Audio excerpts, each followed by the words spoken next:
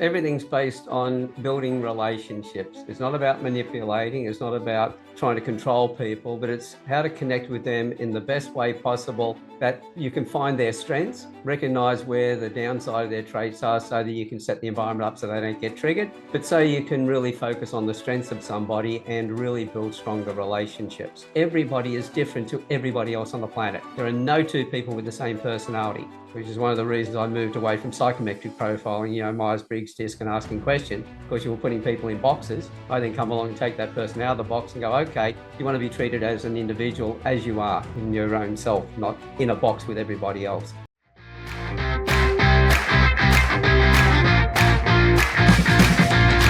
Welcome to Leading to Profit. I'm your host, Kevin Bees, and I've dedicated my career to empowering business leaders like you with the leadership skills, performance psychology they need to build thriving businesses. Are you ready for immediately actionable strategies from world-class profit leaders? Let's dive in. This is Leading to Profit. Welcome to episode number 274 of Leading to Profit. Today we have Alan Stevens. Alan is an international profiling and communication specialist and the creator of the Rapid Trait Profiling System, which has been recognized as the leading system to reading people globally. He has worked with international clients, the likes of Disney, Gillette, and high-profile organizations like the Australian Federal Police to help them understand how people tick. Alan works with business owners and executives, helping them understand and engage their clients and prospects and enhancing their presentations and negotiation skills and helping them to increase sales. Now, if that's not enough, he's also done a lot of work helping parents understand and enhance the ability of their children. And he also holds the Campfire Project, where he makes a safe space for men and women to share their stories as well. In addition to that, he also does a lot of work to help raise mental health awareness. So, Alan, I'm very excited to be speaking with you today. Oh, thanks very much, Kevin. I've been looking forward to it. It's been a while in the making, but we finally got here. We got here, and I've been really looking forward to it. And to be fair, I'm a little bit scared as well, because when we say that you're a profiling expert, you have the ability to read people's faces. So I'm concerned about what you're reading. What can you read from me? So I wonder if you could tell us a little bit more about your work and how it helps the people that you work with. Well, everything's based on building relationships. It's not about manipulating. It's not about trying to control people, but it's how to connect with them in the best way possible, that you can find their strengths, recognize where the downside of their traits are so that you can set the environment up so they don't get triggered, but so you can really focus on the strengths of somebody and really build stronger relationships. And that's easily done by looking at your face. I've got your personality already, so it's no use hiding it. And then when I'm talking to you, I know how to change the way I like to be spoken to match the way that you need to be spoken to. And the feedback from your body language and micro-expressions, little twitches on your face, that will tell me, have I read you right? Is there something emotionally going on? And are you telling the truth? But that last bit, more using that as a lie, not as a lie detector, but as a truth seeker to find out, if you're not telling the truth, why aren't you telling the truth? Is it something emotional, something I can help you with? And so all about building relationships and nothing else. It sounds like a superpower, because if you can build relationships very well, then you're set in pretty much every aspect of life, whether that's business, personal relationships. I'm an analytical person. I need to analyze things to fully understand it. So I need all that information to make a decision. But I know, looking at you, if I gave you the same amount of information that I need to be able to make a decision, you've already made your decision long before then. You're actually switching off at that point, or you're trying to finish my sentences off. So if I know that you need just the overview, the least amount of information, that's all I'm going to give you in the conversation. I'm going to say, look, here's the overview of it. You ask the questions you want to ask, but if there's something there that you didn't ask that I think you need to know, is it all if I share that with you then? So now I'm not going to be talking at you. I'm going to be talking with you. And so it's going to be a much more enjoyable conversation.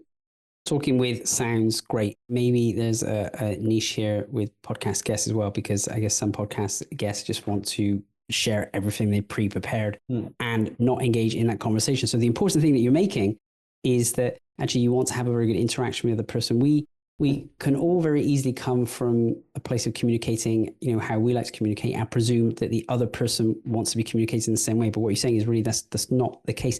What are some of the differences? What are the things that you would maybe pick up on my face or someone else's face And what would you change to help get the communication, the message across in a more effective way? Yeah, well, very first of all, just in touching something you just mentioned a moment ago, the old golden rule is treat other people as you would have them treat you. That's fine when it comes to respect, but when it comes to communication, it's treat others as they would have you treat them and communicate with them.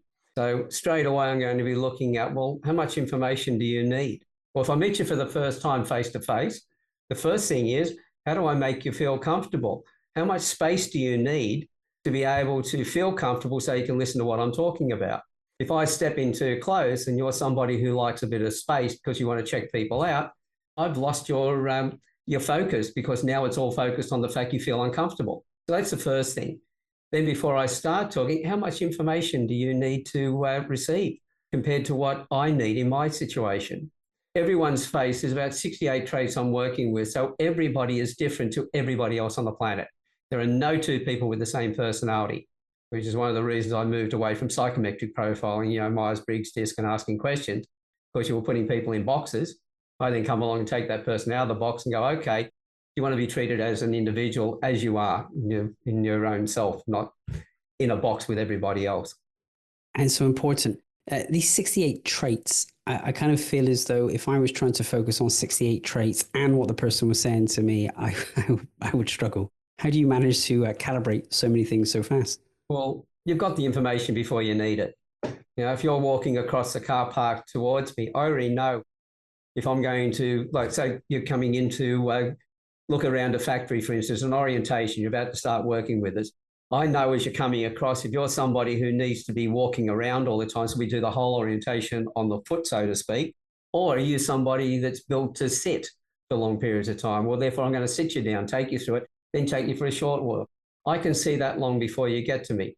Before you get to me again, I know how much space you need. So I already set it up so that I'm allowing that you to set the space for yourself so you're comfortable. All the traits are there on your face long before I need them. So if I go, okay, now I'm going to put a presentation together, all I really need to do is find a photograph of you, and I know straight away exactly how much information you need when we're talking. So if I'm talking to you over Zoom, I know how to put that presentation together in advance. I also know if I'm talking about, well, selling a property, for instance, if I was a real estate agent, are you going to buy it on how it feels and everything else, or are you going to buy it on the value? Are you looking for resale value? Are you looking for great capital gains on it, etc.? Is it going to be a investment property or a purchase to live in? All of that, then I can see all that long before I even talk to you. So nothing that happens at the time I need it. It's already there beforehand. How? Give us a secret sauce. How can you determine those types of things from someone's face? Well, when you think about it, there are two things. We've got our nurture traits and we've got our nature traits. The nature traits were passed down from our parents. That's why we look like our parents, for instance. Every memory we have is stored in every cell of our body. So once I've got that, I know the basic level how you take information in, etc. Once we start to grow up, we started to develop our nurture traits.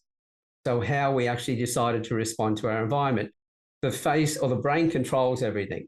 It controls the muscle movement. So when you're thinking and in a certain way, you're going to pull the same expression over and over. So the ridges and crevices you create on your face are a history of how you like to think and process things. So your face becomes a roadmap of how to deal with that person, how to connect with them. And so depending on what I'm going to do, if I'm talking to you on Zoom, I don't have to worry about the distance you need, the space. So I can forget about that trait. But what I look at, what stands out on your face the most? What stands out second? How do they moderate and enhance each other? What stands out third, fourth, fifth? Within about 5 or 6 traits, I've got the bulk of your personality that I need to, because everything else that's harder to pick up, they're middle of the road. It's the extremes that I'm looking for. They're the ones that I need to be able to talk to and adjust the way I like to be spoken to the most. And so if I can see those, bang, we're away. You know straight away. So as you look at someone and pick up those 5 to 6 traits, what are some of the things that you normally look at? What are the features that you would pick out? And if you want to use me as an example, I'm concerned, but open to it. Well, as I said, I never read anybody in any other way than with respect. Because if I'm doing a sale, for instance, I need to be able to connect with that person. I need to understand what their issues are, what their problems are. I stop being a salesperson, I become a problem solver. And if I become a problem solver, I'm building a relationship with that person. And then when I present something to them, it's something that they really need and want, not something that I thought and just took it off the shelf and pushed it across the table at them. And so, well, the first thing, as I said, I'll look at what stands out the most. Now, in your particular case, I knew straight away that if we're talking, you just want the overview. So that's the first thing I look at. So I will just give you the overview and let you ask the questions that you want to ask. I know that, I can be a bit flippant in our conversation because I know you've got a dry wit as well. And you've got to throw at you, you're going to be able to throw back at me. Yeah. But I know that it's how things feel inside with you. It's what I call aesthetic appreciation. So you have to get a feeling for it. Now, if you're stressed and there's something that's, you're keeping you really focused, I know that interrupting you is just going to annoy you. I know that if there's a problem you're working on, you have to be left alone to work on that. Yeah. You don't want me going like this, what's going on? Because if I do, you're just going to pull away to your cave and disappear. So I know that if that's the case, and say I was your friend or someone close to you, and also for your wife, for instance, or partners, and that if they saw you pull back, the best way they could handle it is, first of all, ask, is it anything that to do with them? If you said no, and then they said, well, anything I can help you with? And you said no. Then the response to that would be, Kevin, I know you need to work on this. It's something that you need to get your head around. So I'm going to leave you alone to do that. But so that I care, I'd always add to it, look, but come back and tell me, once you got it to that stage where you can share it with me, come back and tell me what it was and how you've worked it out, because I care. So now I'm not going to be nagging you. You're going to be left alone. You can focus on the problem. And so the face tells me that. So depending on the situation, if I'm going to be talking about relationships, or I'm going to talk about your children or something like that, talk about your partner, or I'm going to do a presentation on a product or service I've got, I look for whatever traits on your face stand out, and especially those associated with the conversation that we're going to have. The more you talk, it sounds like a skill that every single person should be taught at some stage. There's all this information available to us and none of us are paying attention to it. That's it. Well, everybody, as children, we were all profilers. We all had to learn to recognize faces, to see who was family, who were friends, who were people we were supposed to stay away from, enemies and things like that. We also had to pick up their emotions. We had to recognize their expressions, their body language, etc. Because if you've got someone you shouldn't be around and they're looking pretty angry, well, the message was survival, get the hell out of there. If, however, it was a family member and they were angry, well, the first thing is, was it me who caused it? No, it wasn't. Okay, then how can I help you? So I might go closer then, whereas the other person I would have pulled away from. So everybody had that skill. But as we got older, we stopped. It's like any muscle you don't work, it atrophies. We get involved in sports, going to school, all the other things that we're doing. And now that we know the people around us, we have a better understanding. So we don't need to be so diligent. And so that muscle just drops away. All I really do is come back as a personal trainer and help you get back that muscle that you'd forgotten, haven't lost, but forgotten. Because I'll ask you this, how many times have you spoken to somebody, everything sounded perfectly fine, but you had that strong gut feeling that something was wrong? Oh, yeah, now, I've had that experience for sure. And one of two things would have happened. Number one was that they had an appearance of somebody that unconsciously reminded you of somebody you couldn't trust. So therefore you didn't trust them. Or the other thing is that you picked up the nonverbals, the body language, the tone of voice, etc., that told you what they're talking about, the words and what they're saying and how they're saying it don't match. All I do is help you to understand, is it your biases or is it reality? Yes. And I think there are times you can pick that up and you get that feeling. I think I had a similar experience this week. Someone said they were going to do something and you just knew everything you're feeling was telling you that they're just not going to do it. The words tell you one thing, but a feeling tells you something else. And some people are more natural or intuitive with this stuff. I think about my wife. I think she's very good. She can often get a read of what's going on. I'll come away from a social situation and have one feeling and she'll say, oh no, they felt this and they felt this, and she'll be right. Like she'll have picked up something that I haven't. Now I spend a lot of time in coaching calls, listening to people and hearing these things. So I'm relatively trained in this in comparison to a lot of people, but she seems to get it. So is that because she's retained some of that natural skill that you had when we were a kid? That is one of the things. The other thing would be the difference in her facial features to yours, for instance. I know that you're affable. You're comfortable standing close to people for the first time when you meet them. The upside of that is friendly with everybody. The downside is exactly the same, friendly with everybody, including the con artists. Because with an affable trait, which I had originally as well, or I do have, I was also standing close to people, listening to things and taking it in. But a lot of people, and it used to be a female trait, that they were more discerning. They were always the ones who wanted a bit more space to be able to take time to check somebody out. As I used to say, husband and wife going off to a party. The husband would drive the car, navigate and get us there. But once we got in there, we'd go straight to where the bar is and start talking to people. The wife would be working out who's safe to be around, who's not safe to be around. And they'd be the ones that then come to and go, you shouldn't be talking to that person. Or watch out about that person. Well, why aren't you talking to that person? Because they're much nicer than the one you've been talking to. And the women are usually right, because it comes down to the personality traits they have, first of all, but also their life experiences as well. And women are a little bit more aware of safety and issues and things than men are. We just blatantly walk into places without even thinking about it. They're a little bit more discerning.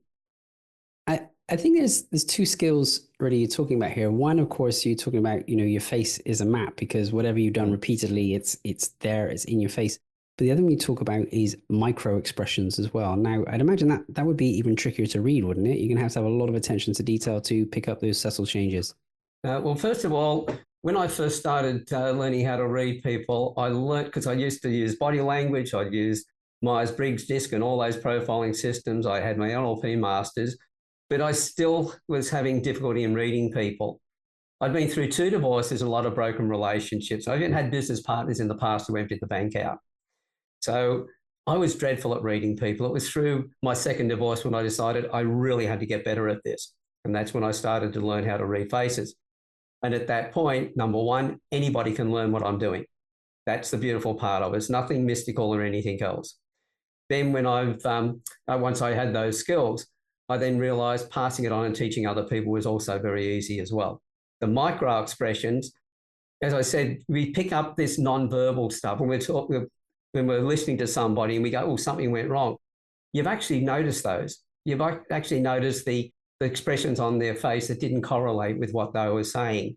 There are 7, like the face has got 43 muscles in it. It can pull over 10,000 different expressions. Paul Ekman, who did most of the work on the micro expressions, he and his team mapped out 3,000 different expressions and the muscle operations of each of those expressions.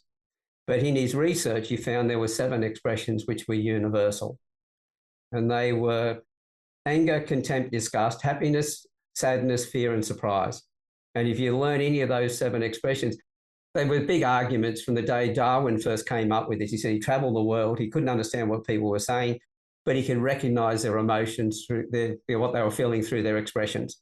All the anthropologists like Margaret Mead for a long time said, no, that's rubbish, because they were talking about it being cultural, whereas he was talking about it being universal. The cause of those expressions, those feelings, are cultural and by circumstances, etc., but the expression itself is universal. If you're feeling angry, you will have an angry look on your face. Doesn't matter if you were born in a tribal village, a capital city, or even been blind from birth. If you feel any one of those 7 emotions inside, you will have that expression on your face. But a micro expression is anything as fast as a 1/5 of a second down to 1/25 of a second. So if something happens around you or something said, we unconsciously react, then our conscious mind steps in and shuts that expression off, and that's the micro expression. And then, so I feel something like, well, surprise. You're walking down the garden path, out of the corner of your eye, you see something, we react with surprise, we turn around, and that expression will then change to fear if it's a snake, or it'll go to anger because the kids left a rake out when they were supposed to put it away or something like that. So surprise always moves on to something else. But as I said, it can be as fast as a 1/5 of a second down to 1/25 of a second. But we all see them. Some people see them and recognize it more than other people. It's just a matter of how much practice you do with it. But when I first learned, I was dreadful. Within about an hour or 2 hours of just looking at expressions coming up, and having to hit a button really quickly, at about a 1/10 of a second, I was at 95% accuracy. Anybody can learn this. This is the thing. It may sound impressive, but really you apply yourself to it, you can learn it quite easily. Quick question. Are you leaving profits on the table? Discover where hidden profit leaks are draining your business and how to stop them. Download my free report, Stop Leaking Profits, at www.profit.gifts, GIFTS, and start maximizing your profit today. Now, back to the show. You know, I remember reading probably a decade ago now in a book called Blink by Malcolm Gladwell. He talks about this micro expressions, and he was saying, and I can't remember who the person was he was talking about, but they could tell, with 95% accuracy, based on a couple's interaction, if they would be together in the longer term or not, based off of their micro expressions. And I kind of found that really, without listening to any of their words, they could just pick their, the micro expressions. That's fascinating to me. Yeah. Well, if you think about it, blink rate, for instance, when you mention the word blink rates, we blink at a certain speed, but we also, there's so many times we blink in a minute. There's also the speed of the blink, how quick the shutter goes down and opens back up again. And that will be determined by what we're feeling at the time. Somebody who is telling a lie and trying to conceal stuff will get more anxious and they'll start blinking faster. Mm. When they blink, it might be a slow blink and a slow opening of the eyelid, but all of a sudden they're blinking the same rate, but now the shutter speed's going really fast. So the speed of it tells us that they opened it quickly because they wanted to make sure that they were able to see you. Did you pick up what I was talking about? Did you understand that I was actually hiding something? So the blink speed and the blink rate all have an impact on the connection with that person. If you're talking about something and you see a little twitch on the side of my face where one side just goes up really quickly, and I'll do it slowly, goes up like that, then that's a feeling of contempt. You might have been talking about something and I give that expression. You know that, I'm not really happy about what you're talking about. Is it congruent? Is it in context with what you were saying at the time? And so we pick those things up really quickly. That's so powerful. When often like scandals on the TV, probably normally involving politicians or someone like that, are you able to get to the bottom of it? Can you tell what's really going on without listening to their words? You can probably pick up if they're being truthful or not. Yeah, you can. But when you mention politicians, well, we know if they're telling the truth or if they're lying. If they're lying, their lips are moving. But besides that, it comes, and I've given a few talks where I've had politicians in the room, and I've used that example and had a bit of laughter with it because, as I point out, this is why if they're part of a large party, they can't tell the truth. If they don't agree with what the party's doing, they've got to act as if they do. So they're going to be lying at that point. But this is something that for all your listeners can go out and trial. Things like interviews where somebody's being interviewed by a reporter about a business person who was supposed to have done the wrong thing, whatever. I'll actually record those. When I first started learning, I'd record them, but not watch them and listen to them at the same time. Later on, I would play it with the sound off. And I'd just be watching the body language, the expressions and everything else and going, okay, it's like this. Oh, there's a sudden change there. What was that? Watch it a bit more, find another sudden change. And I watch it a couple of times so I really get to recognize it when it comes up on the visual side of it. Then I'll listen to it. And that's when we really know things. Because at school, we were told to sit and listen. So we focused on our ears. We diminished our ability to be able to recognize things through our eyes. And so by doing it this way, we get the eyes working. And then when we play it with the sound, bang, there's a tone of voice.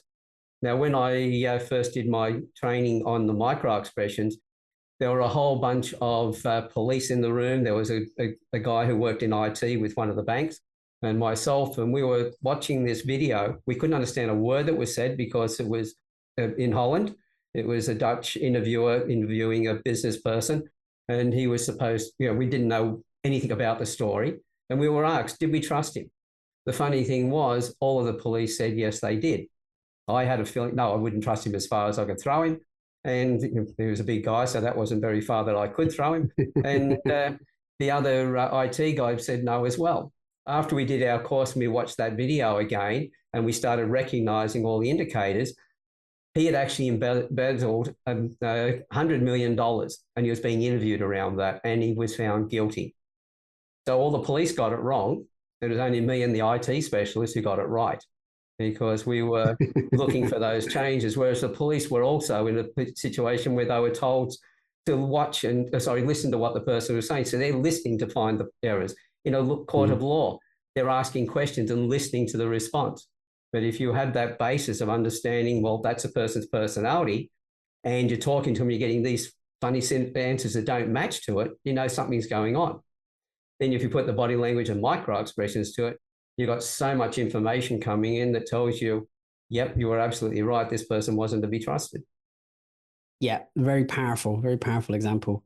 And so there's basically just so much more information available to us. And if we were better at using the combination of what we see and what we hear and those specifics, looking at the map on the face, looking at the micro expressions, we're going to be able to much more easily influence the conversation or get the message across in a way that the other person needs to receive it.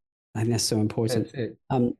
Alan, I know this is such a detailed and rich topic. We've never had anyone like you come on the show and do this. And I know I'd love to go into more detail with you. If there are other people listening who really get the value of this and sees how it can make a difference in their communication and their relationship, where's the best place for them to come and find you? Best place is on my website, which is pretty easy to find. It's just my name, Alan Stevens, ALAN, and Stevens with a V, STEVENS.com.au for Australia. If they want to get an idea of some of the things that I cover, go to the blog page. That's the best place to start, because on there, I've been doing a lot of writing about coercive control, domestic violence, how to recognize the difference between a narcissist, a sociopath, and a psychopath. Not only recognize the difference and understand the difference between them, but recognize them in a situation so that you can keep yourself safe from those.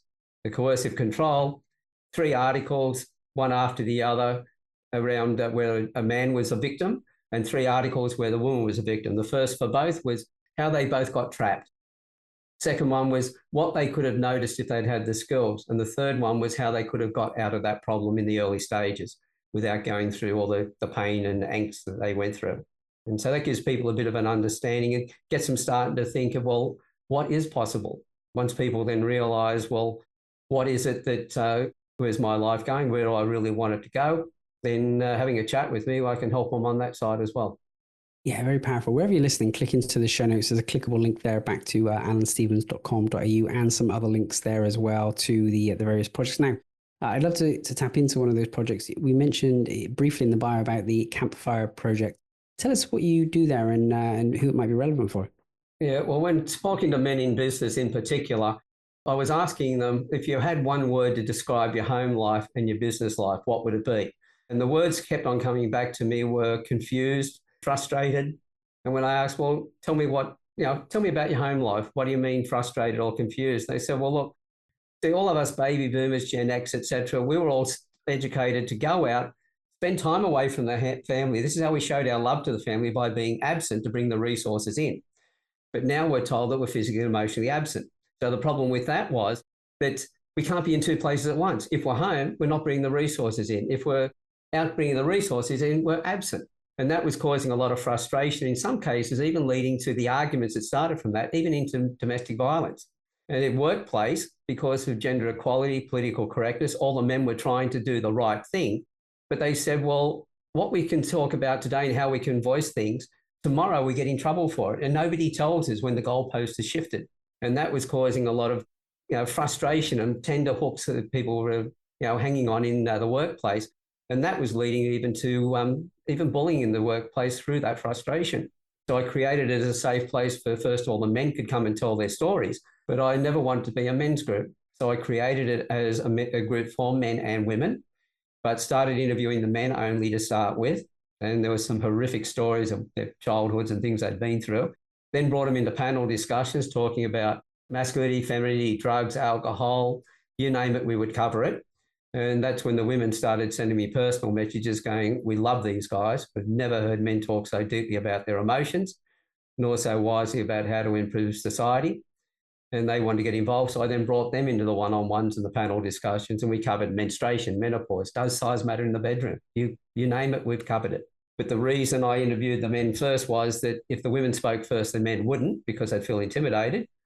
But if the men spoke first, then the women get an idea of the potential that men had and would break a lot of their paradigms and their belief systems. And that's now created a group with over 600 hours of conversations with a full range of different gender identities, religions, cultures. We've never had any bigotry, sexism, or racism, and not once has anybody been disrespectful to anybody else. And that's now led on to the Business of Smiles, which is a charity where we go out into the streets and we talk to people about mental health. We run dinners for men. So the Campfire Project runs dinners and events for men and women, and the Business of Smiles runs it solely for the men to help the men get up to that level, whether they're ready to come into the Campfire Project and share their stories there as well. Phenomenal. 600 hours of conversations. That's a lot of time and energy invested into to helping people, Alan. Well, anybody can come into the group. They've only got to answer 2 questions to get in, and it is the same question but rephrased. And they say, well, why did I ask the same question twice? I went, there's your 2 chances. You don't get a third. Everybody therefore knew zero tolerance to any disrespect at all, and that's why we've never had any. Well, knowing the work that I was doing, you've got to be a product of the work of what you talk about.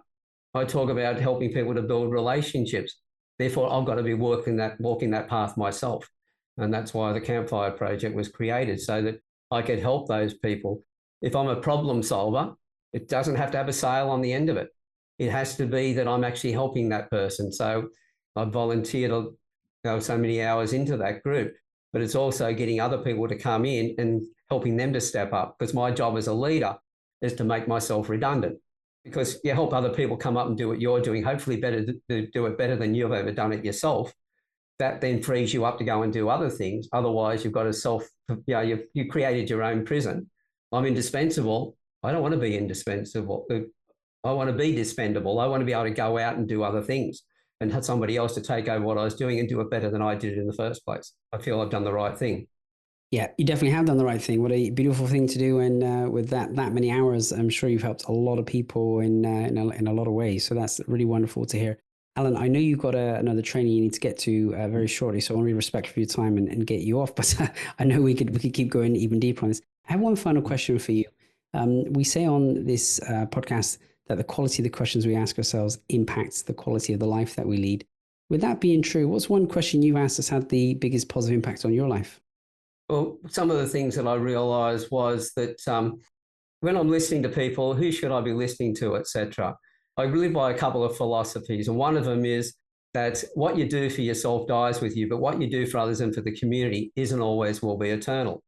In being the best that I can possibly be, the most important thing I'll ever learn is the next thing I learn after I think I know everything.